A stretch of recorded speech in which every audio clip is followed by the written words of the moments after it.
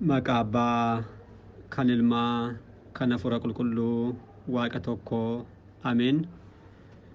Dhiifamaa fi tolummaa isaa nuuf baay'isee Waaqayyo Abbaan keenyaa akka baay'ina cubbuu keenyaa osoo hin taane akka tolummaaf dhiifama isaatti eegee tiksee hanga isaatti kanatti kan nu ga'e maqaan isaa qulqulluun guddaa kan galatoomee fi kan ulfaate nuuf haa ta'u. Maatiiwwan Waaqayyoo ijoolleen haadha keenya qulqulleettii Dubroo Maariyaam bakka adda addaa taa'uudhaan sagalee kana kan dhaggeeffattan hundumti keessan maqaa gooftaa keenyaaf fayyisaa keenyaa Iyyasuus Kiristoosiin nagaan isin gaafadha. Akka isaatii bakka jirtanitti akkam bultanii, akkam ooltanii, akkam galgaleessanii, ameen. Galateeffamuun amala uumaa keenyaa fayyisaa keenyaa Iyyasuus Kiristoos kan ta'e maqaan isaa baddaa samii irratti afaan qulqulloota argamoota isaatiin afaan qulqulloota abbootii keenyaaf harmoolii keenyaadhaan kan galateeffamu nu birattis guddaa kan galatoomee fi kan ulfaate nuuf haa ta'u. Deessuu gooftaa keenyaa haadhan dhuma keenyaa qulqulleettii Dubroo Maariyaam akkasumas qulqulloota ergamoota Waaqayyoo qulqulloota abbootii keenyaaf harmoolii keenya hunduma isaaniif akka kennaa isaaniitti galannii fi ulfinni guddaan isaaniif haa ta'u. Egaan maatiiwwan Waaqayyoo barumsa keenyaa koorsii dubbii haadha keenya Dubroo Maariyaam kutaa 9ffaa boqonnaa 4ffaatiin jechuudha itti fufna. Egaan akkuma yaadattan boqonnaa 4ffaa fakkeenyota haadha keenya Dubroo Maariyaamiif fakkeeffamanii fi akkasumas raajiiwwan isheedhaaf dubbataman kan jedhuun kutaa 8ffaa guyyaa darbe baranneen raajiiwwan haadha keenyaaf dubbataman jenne keessumattuu kitaaba raajicha Isaayyaas keessaa kaasnee fakkeenyota raajiiwwan 4 ilaaluun keenya ni yaadatama. Waaqayyo teessoo ol dheeraadhaa fi ol ka'aarraa kan jedhu kan jalqabaa raajii Isaayyaas boqonnaa 6tti kan argamu. Ittaanee immoo durboonni ulfooftii ilmas ni deessi kan jedhu laalleerraa. Akkasumas immoo hiddaa isee keessaa latiin ni baati isheerraas immoo abaaboonni argamaa jechuudha raajichi kan dubbate raajisaa boqonnaa 11 lakkoofsa 1tti kan jiru kanas laalleerraa. Ittaanes immoo ijoolleen namoonni warreen si cunqursan gara keetti ni dhufu gara kophee miila keetti kufanii ni sagadu kan jedhu raajichi kan barreesse boqonnaa 60 lakkoofsa 3ffaarra kan jiru kanas ilaaluun keenya ni yaadatamaa jechuudha.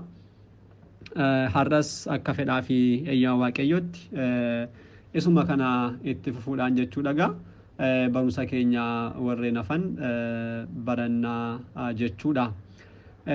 Guyyaa har'aa kan ilaallu raajichi Hizqiyeeliif Daani'eel akkasumas Milkiyaas kan isaan barreessan keessaa tokko ilaalleetu boqonnaa kanattumaan gudunfinaa jechuudha.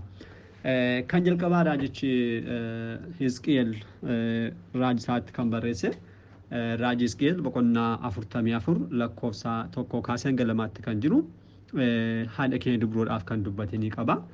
Maal jedha balbala mana qulqullummaa isa gara alaa isa gara baha biiftuutti banamutti nageesse. Balbalichi cufamee ture. Waaqayyos balballi kun cufamee taa'a malee hin banamu. Namnis ittiin seenu. Waaqayyo gooftaan Israa'el itti seeneera waan ta'eedhaaf cufamee taa'a jechuudhaan raajiin kun barreesseera.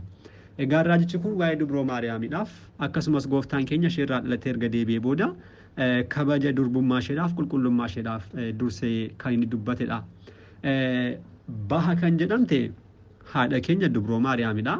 Mana qulqullummaa kan jedhame gadameessa ishee balbala cufame kan jedhamu immoo chaappaa durbummaa ishee Waaqayyo itti seenee ba'e kan jedhu immoo gooftaan keenyaaf fayyisaan keenya Iyyasuus Kiristoos gadameessa ishee keessa seenee bulee nama ta'ee erga dhalatee booda durbummaa ishee cufamee ture kan jedhudha. Cufamee tureen Dubroo Maariyaam dursitee cufamee ture dursee balballi kun dursee cufamee ture kan jedhu Dubroo Maariyaam akkam turte gooftaa keenya osoo hin da'in dura durbummaadhaan kan jiraattedha. Kan Dubroo Maariyaam durbummaadhaan jiraachuu qofa osoo hin taane gara fuulduraatti illee karoora akka isheen hin qabne deebii isheen qulqullicha Gabri'eeliidhaaf deebisteerraa sirriitti hubachuun danda'ama. Jechi kee kun akkamitti raawwachuu danda'a? Ani maaliin beeku? Ani dhiiran beekuudhaan dubbatti. Kana jechuun amma hin beeku gara fuulduraattis illee kaayyoo akkasiin qabu kan jedhudha Dubroo Maariyaam kan dubbatte jechuudha. Kanaaf durbummaan ishee duras osoo gooftaa keenya hin dhayin dur bakka isheen taate. Kana booda Waaqayyo balballi kun cufamee ta'a malee hin banamu namni sitti hin seenu jechuunsaa eenyuyyuu gadameessa dubroo Maariyaamii keessa kan bule tokkoyyuu hin jiru. Bultoo Waaqayyoo kan taate gooftaan keenya keessa bulee erga ishee irraa dhalatee booda ittaanee maal jedhaa? Waaqayyo gooftaan isaan itti seenira waan ta'eedhaaf cufamee taachuudhaan dubbata. Waaqayyo keessa buleera waan ta'eedhaaf kana booda eenyuyyuu seenu. Maaliif inni mootiidha. Bultoo mootii haa turuutu teessoo mootiirra eenyuyyuu hin taa'u. Mootiin tokko teessoo qaba yoo ta'e teessoon isaa kanuma isaati malee eenyu teessoo isaa hin taa'u. Mootii samiif lafaa kan ta'e Kiristoos bultoo isaa kan taasifate gadameessi dubroo kan isaa qofaati. Isa qofaati keessa bulee erga kanaas cufamee taa'aa jechuudhaan dubroon Maariyaam dursitees erga gooftaa deessee boodas dubra bara baraa ta'uu ishee raajichi kun dursee haala kanaan haadha keenyaaf barreesseera jechuudha. Namni itti seenu Waaqayyo gooftaan isaatti seeneera. Dubroon Maariyaam erga deessee booda dursitees ijoollee namoonni akka jedhamu osoo hin taane laattisibaat dubroon Maariyaam ijoollee qabdii warreen jedhan caqasni kun sirriitti isaan abboomaa jechuudha. Dubroon Maariyaam akka isheen nama biraa ijoollee biraa akka isheen hin qabne dubra bara baraa ta'uu ishee kallattiimaan in ibsaa jechuudha. Dubroo Maariyaamiidhaan galateeffachuudhaaf kennaa guddaa kan qabu qulqullichi Efreem sirna galatoosaa kan guyyaa roobii kan torbaffaatti ilaallu maal jedha? Raajichi Hisqi'eel waa'ee ishee akkana jedhee jechuudhaan dubbata. Balbala dinqii kan ta'e cufaa jabaadhaan kan cufame baha nan argee. Baha jechuun dubroodha. Gooftaa gooftotaa malee garaa isheetti seenee kan bahee hin jiru jechuutiin haala kanaatiin kitaaba keessaa baasee galatoo dubroo irratti dabaleera jechuudha. Hisqi'eel kana kan dubbate ilaalleerra kan biraan immoo Daani'eelidha. Raajichi Daani'eel innis dubbateera. Raajii isaa boqonnaa 2 lakkoofsa 31 kaasnee amma 35tti yeroo ilaalludha. Dursee mootichi Naabukedonosor abjuu ta'e abjootee ture. Kana booda abjuu isaa kun jalaa bada. Innaa warreen xaawutiidhaaf tajaajilan luboonni jiru. Isaaniin fidee akka isaan isaanii fedhii kan gaafatu jarri hin beekanii Daani'eel galuu maal taasise? Raajii namicha abjuu namicha kanaatti himuudhaan abjuu isaas illee hiikeef jechuudha. Kana booda raajichi Daani'eel kan arge kanadha. Dursee kan argeenyudha. Mootichi Naabukedonosor kan arge deebee immoo kan irraanfate Daani'eel arguudhaan ittime hiikkaa isaas hime jechuudha. Innaa raajiin kun mul'anni kun maalaa yookiin abjuun kun dhagichi tulluu dheeraa irraa harka namaa malee ofii isaatiin konkolaatee wanticha warqii, sibiila, meetiidhaa fi suphee irraatii hojjetame akkasumas boca nama fakkaatu sanarra kan bu'eessuun jechuudha. Dhagichis immoo boca caccabsuudhaan ofiisaa tulluu guddaa ta'ee lafa guute. Kanadha raajii kun mul'anni kan argame jechuudha. Dursee wanti bifa nama kan fakkaatu guddaa kan ta'e warqii akkasumas sibiila meexxiis kan qabu darbees immoo supheerraas kan dalagame jechuudha. Wanti guddaan tokko ture. Kana booda dhagaan dheeraan immoo tullurraatu. Harka namaa malee jechaadha. Ofuma isaatiin konkolaatee dhufee wanticha kana rukkutuudhaan balleesse ofiisaa garuu tulluu guddaa ta'e lafa guutee taa'ee kan jedhudha kanadha. Egaan kun abjuu kana tulluu dheeraa kan jedhamte haadha keenya dubroo Maariyaam, dhagaa kan jedhame immoo gooftaa keenyaaf fayyisaa keenya Iyyasuus Kiristoosidha. Akkamitti jedhu jennu akkuma dhagichi tulluu dheeraa irraatu harka namaa malee ofii isaatiin konkolaatee wanticha boca namaa qabu sana caccabsee balleesse ofiisaa immoo maal ta'e taa'e guddaa tulluu guddaa ta'e akkuma inni lafa guute ta'a jechuudha. Jechi Waaqayyoo gooftaan keenyaaf fayyisaan keenya Iyyasuus Kiristoos aangoo isaatiin, aangoo abbaa isaatiin, aangoo hafuura qulqulluutiin, fedha isaatiin, fedha abbaa isaatiin, fedha hafuura qulqulluutiin, fedha tokkochaadha. Aangoo tokko jechuudha. Aangoo tokkoo fedha tokkoon dhufee qulqulleettii dubroo Maariyaam irraatu nama ta'ee erga mul'atee booda maal ta'e hafuurota diiyaabiloos akkasumas xaayotiiwwan boca adda addaa qaban hundumaa balleessuudhaan ofiisaa immoo mootummaa isaadhaan hanga irraatti ni jira. Bara baraan gara fuulduraattis ni jiraata jechuudha. Kana kan agarsiisudha. Kanaafidha qulqullichi Efreem sirna galatoosaa irratti kan guyyaa kibxataa yommuu laallu kana kaaseera. Maal jedha? Raajichi Daani'eel kan argee dhagichi tulluu dheeraarraa harka namaa malee konkolaatee konkolaati sun jechasa abbaarraa bahedha. Jechasa abbaarraa bahe jechuun jecha waaqayyoo gooftaa keenyaaf fayyisaa keenya Iyyasuus Kiristoos jechuudha. Waaqayyo irraatu bahe dhufee dubroo irraatu foon uffate. Dhufees immoo sanyii dhiiraa malee dubroo irraa dhalatee nu fayyise jechuudhaan haala kanaatiin barreesseera jechuudha. Dhagichi tulluu dheeraa kun egaa raajichi Daani'el kan arge haala kanaatiin dubroodhaaf gooftaa keenyaaf hiikamee argannaa jechuudha. Raajiiwwan dubroodhaaf jennee kan ilaallu raajii xumuraa jennee kan ilaallu raajichi Milkiyaas raajii isaa boqonnaa 5 lakkoofsa 2 irratti kan barreessedha. Yaa Beetlehem kutaa Efraataa ati magaalota Yihuudaa keessaa ishee xiqqoodha. Sirraa garuu durii kaasee hanga bara baraatti kan ta'e Israa'eliin kan bitu nuuf ba'a jechuun Milkiyaas raajii kana dubbateera. Raajiin kun kallattiimaan dubroo haadha keenyaaf akkasumas gooftaa keenyaaf fayyisaa keenya Iyyasuus Kiristoosiidhaaf dubbatame. Akkamitti gaafa jennu Beetlehem akkuma inni dubbachaa jiru magaalota Yihuudaa keessaadha. Isaan keessaa ishee xiqqoodha. Xiqqoo haa taatuyyuu garuu raajiin magaalota warreen gurguddoo kanneen jedhaman warreen biroo keessatti wanti hin raawwatamin raajiin guddaan si keessatti ni raawwatama jechuudhaan kan dubbate dhuguma yeroo dubroon Maariyaam lakkaa'amuudhaaf gara Beetlehem deemtu raajiin kun raawwateera. Raajii maaliif?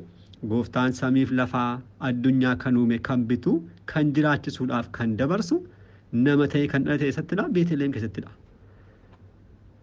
Kanaaf Beetlehem haala kanaatiin kan fokkaatte ishee keessaa bahee kan jedhamte Beetlehem kan jedhamte dubroo Maariyaamidha. Maaliif?